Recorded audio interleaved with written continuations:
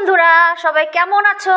আমার সমস্ত মুসলিম বন্ধুদের জন্য ঈদ মোবারক। তোমাদের ঈদ খুব ভালো কাটুক। তোমাদের জন্য আজকে আমার একটা নতুন রেসিপি, সিমাইয়ের বাটিতে গাজরের হালুয়া। দেখে নাও কেমন করে করছি। প্রথমে সিমাইটা ঘির মধ্যে কড়াইতে দিয়ে, তার মধ্যে দুধ, তার মধ্যে চিনি দিয়ে, তার মধ্যে একটু লিকুইড দুধ দিয়ে ভালো করে নেড়ে চেড়ে একটা বাটিতে, ছোট ছোট বাটিতে নিয়ে সেটাকে একটা গ্লাস বা অন্য কিছু দিয়েও তোমরা করতে পারো, গ্লাস দিয়ে ভালো করে চেপে চেপে বসিয়ে দিলাম যাতে এটা সুন্দরভাবে সেট হয়। ঠান্ডা করে নিলাম।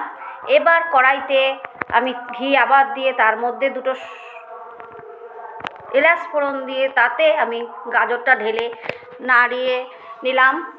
তার মধ্যে চিনি, দুধ সব অ্যাড করে দিলাম, দিয়ে কিছুক্ষণ রান্না করে নিলাম।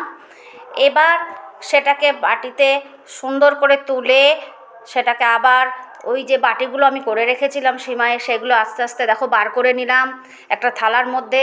বার করে আমার কাছে আমসত্ত্ব ছিল, সেই আমসত্ত্ব দিলাম।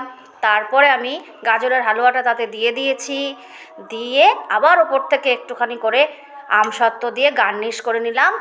ভালো লাগলে লাইক, কমেন্ট, শেয়ার করো প্লিজ।